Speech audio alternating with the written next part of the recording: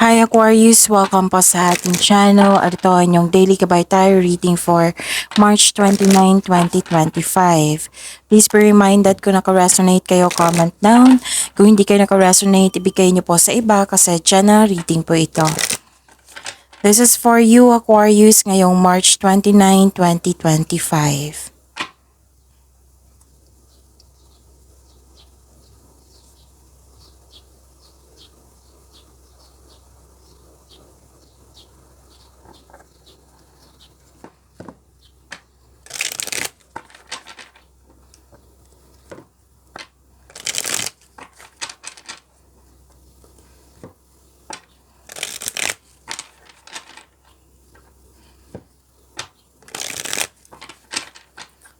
Para po ito sa inyo, Aquarius, ngayong March 29, 2025.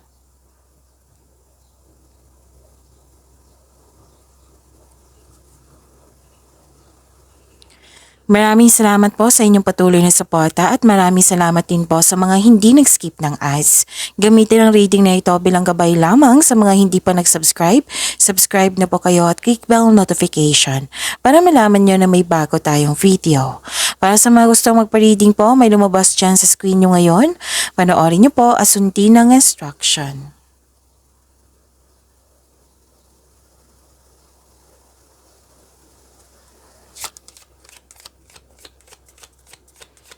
Spirits Guide, mga ganap pa para kay Aquarius ngayong March 29, 2025. I need 3 cards po.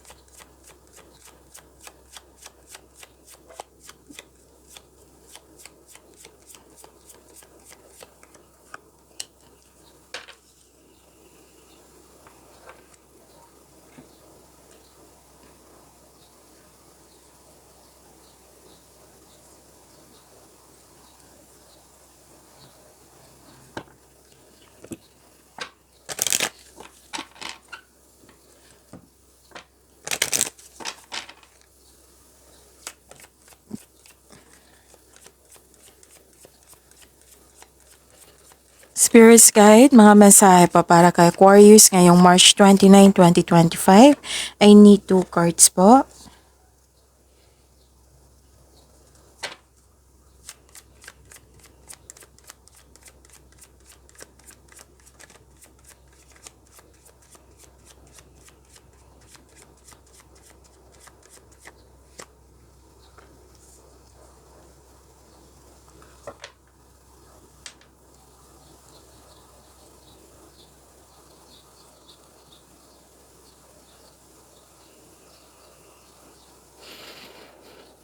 Ngayong March 29, 2025 para po kay Aquarius. May bibigyan, anong tawag dito? Bibigyan mo na ng aksyon yung matagal mo ng plano, ideas, decision. This is movement and please expect na magiging busy kayo ngayon. Pwedeng busy sa kakaisip or busy kayo ngayon. Literal na busy kayo ngayon. Pwedeng may lakad kayo ngayon, may biyahe kayo ngayon, or nakaschedule na yung biyahe. May nakita ko ditong new journey, adventure, or magbakasyon. Uuwi para magbakasyon. Nakikita ko rin dito na parang nahihirapan kayo sa paggawa ng desisyon. Parati itong lumalabas sa inyo, Aquarius. Kailangan ng pagbalanse niyan. Tapos, para makagawa kayo ng desisyon, you need to be calm and relax muna. Kasi it seems pagod kayo dito or na-pressure kayo. Kasi nabibigatan kayo, you felt guilty, may sacrifice, nahihirapan sa paggawa ng desisyon. May nakita ko dito ang separation. Pwedeng nagkaroon ng closure, nagkaroon ng end of contract. Pwedeng tumiwalag or umiwas. Pwedeng space ito. Okay? At saka separation. Nasabi ko na kanina. Nakita ko rin dito na may concern kayo sa isang tao na sobrang stricto or mahirap kausap. Nakikita ko dito na nahirapan ka, 'di ba? Nabibigatan, dalawang card na po nagsabi niyan. Pero tinulungan mo yung sarili mo. Nag-let go kayo at nagkaroon ng ending and new beginning. That is transformation. Magkakaroon po ng transformation. So you need to embrace the new beginning. So nag-make move ka to make change. Kaya nagkaroon ng new beginning.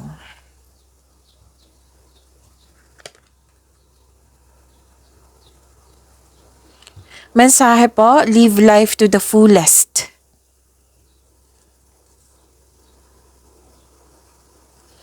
And don't worry, be happy. Sa mga nangyari ngayon, sabi po ng card, don't worry, be happy.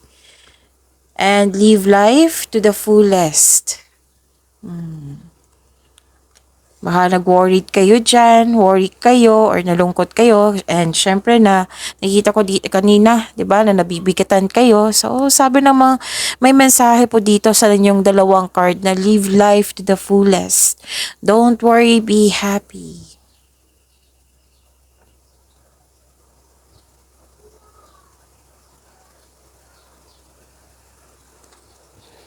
Spirits Guide, ano po yung energy ni Aquarius ngayong March 29, 2025? I need 2 cards po.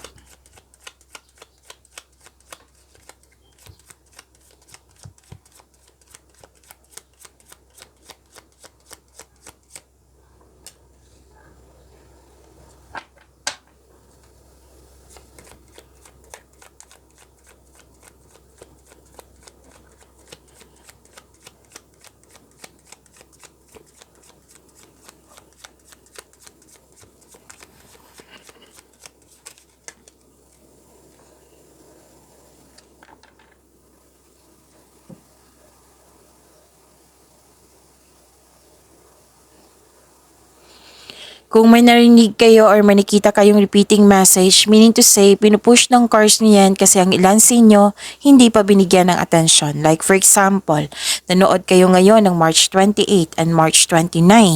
May nakita kayong repeating message or may narinig kayong repeating message. Meaning to say, pinupush ng cards niyan na kailangan yung bigyan ng atensyon. Na kung maaari din po, bigyan niyo po ng solusyon at aksyon.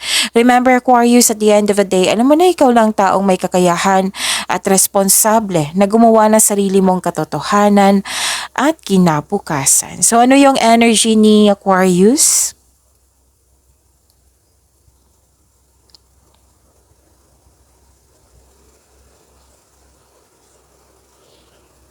Okay, may tao ditong nanloko sa'yo noon na nagbago na. Na-enlighten na po siya, na-realize niya na may mali siyang nagawa sa iyo. Kaya guilty. It might be yung itong guilt na nabasa ko dito sa oracle cards nyo.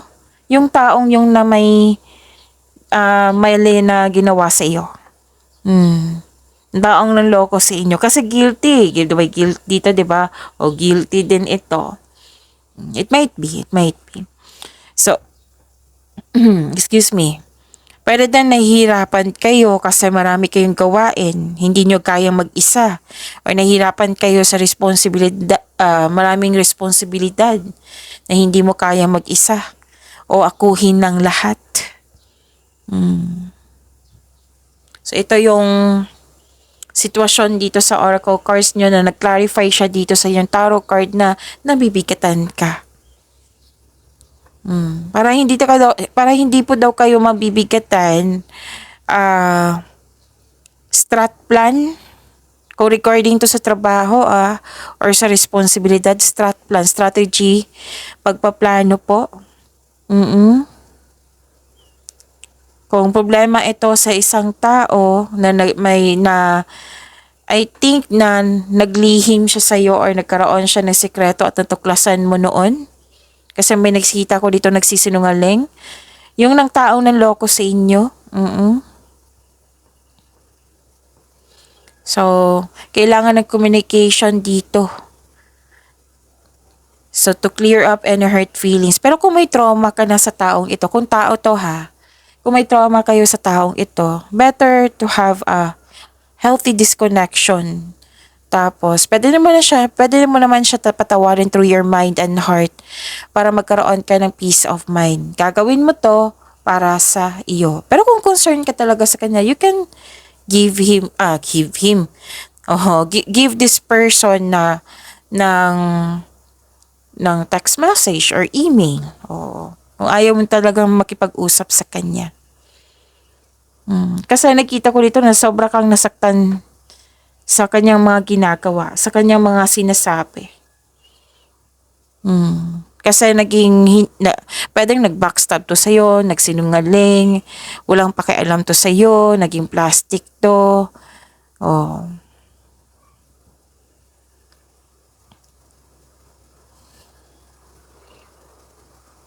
Kung responsibilidad yan, ask for help. Kung nabibigitan ka. Or time management. Kaya nga yung sabi kanina, pagpaplano.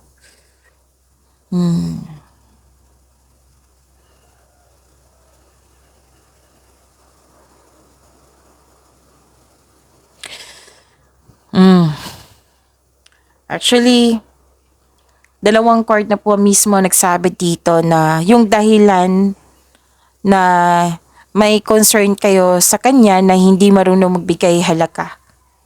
Nang dahil sa kanyang mga ginagawa, hindi naging stable yung emotion mo. It might be, yun yung sabi kanina na nabibigkatan ka, pero nagpasya kang i-let go ito.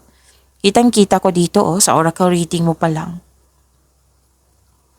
Tapos may ano dito, pwedeng may offer sa inyo, offer na leadership role. Kasi may nakita ko leadership role dito.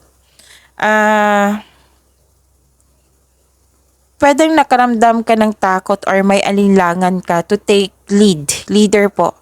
Kahit ng iba ay naghingi sa'yo ng guidance. Kasi marami ka nang napatunayan. Marami ka ng magandang kontribusyon na napatunayan po. Oo. Tapos, dalawang card na mismo nagsabi dito na may gustong makipag-usap sa'yo kasi na-realize na niya ang kanyang pagkakamali. Guilty nga.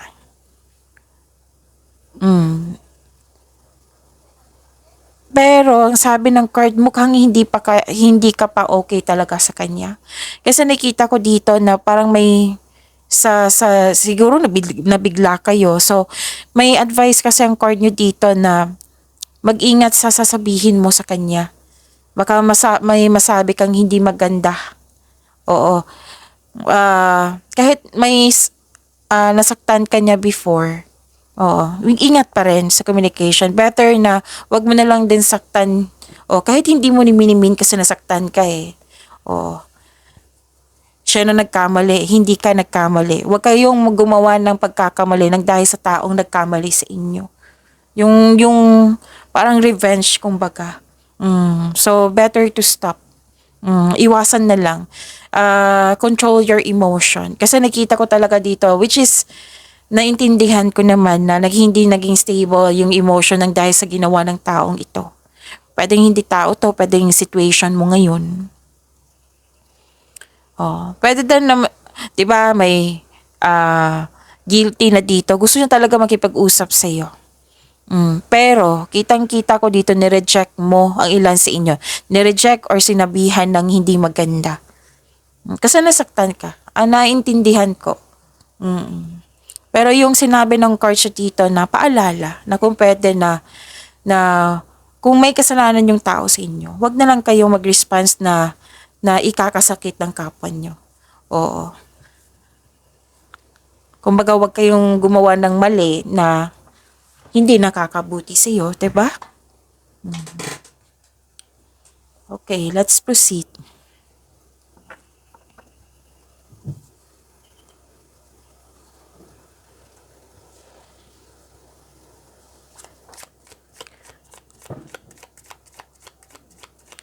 Spirits guide.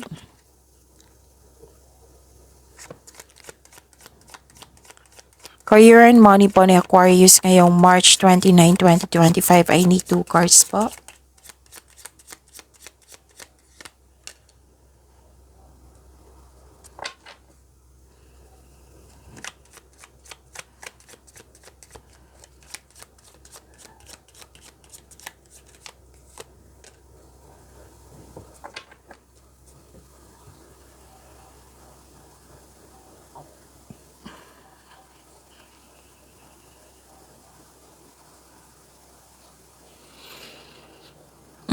Sa career and money nyo po, posibleng may taong hindi totoo sa iyo or na-stress ka sa isang tao or sa isang sitwasyon.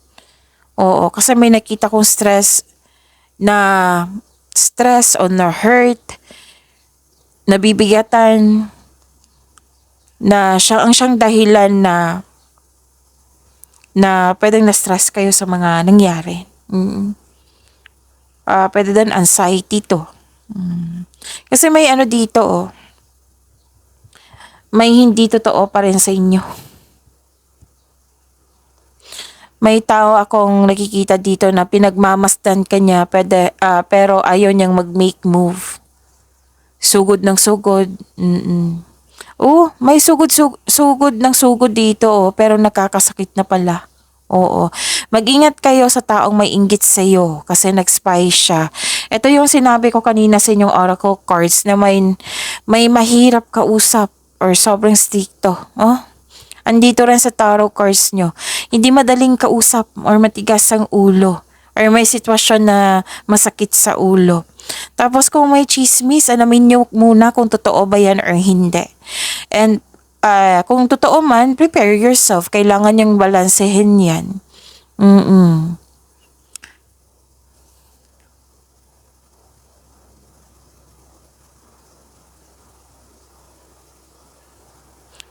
Nakikita ko rin dito na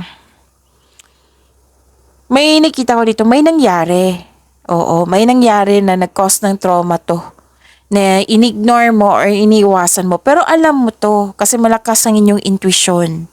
So sabi ng intuition nyo, bigyan nyo po ng atensyon, hanapan ng solusyon. Para hindi po daw ito lumaki or hindi na maulit.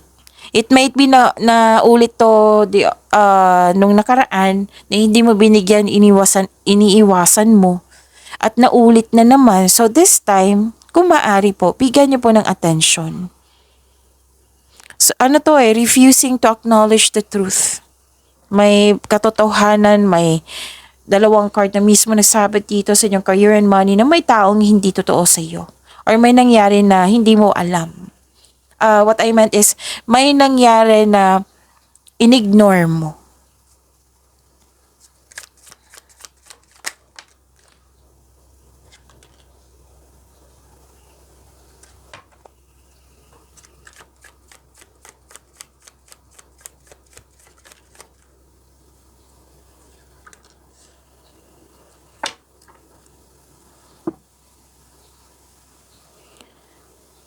So this is your love life and self-love, partnership and romance, and you should stop overthinking kasi tumatalon yung cards nyo.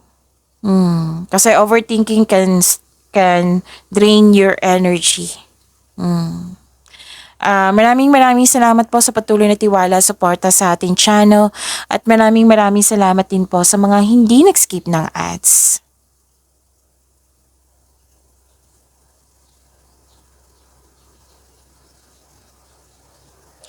So may against dito sa inyong desisyon. Parating lumalabas to sa inyo, Aquarius. So lumabas din siya dito sa oracle cards niya. Yung sabi ko sa inyo, nabibigatan sa paggawa ng desisyon. Lumabas siya dito. May against sa inyong desisyon. For example, tuto sa kasal nyo, or pagkikipagrelasyon sa taong gusto mo, or any kind of decision ba yan, ideas, plano. Pwede din traditional. Oo, yung traditional na, di ba, kung mamanhikan first, tapos may kasal, o may tuto sa ganyan. Example lang po yan. Kasi iba-iba kayo ng situation po. Basta may tutol. Pero sabi po ng card dito, hindi po daw kailangan kayo magalit sa tutol po. Baka may experience sila na kailangan yung ma-aware. At least aware kayo. Kunin mo yung experience niya and at least aware kayo para alam niyo kung ano dang dapat may iwasan. Pero at the end of the day, kayo po ang masusunod kasi buhay niyo po iyan. Kayo ang haharap sa inyong buhay, di ba? Kayo ang gagawa.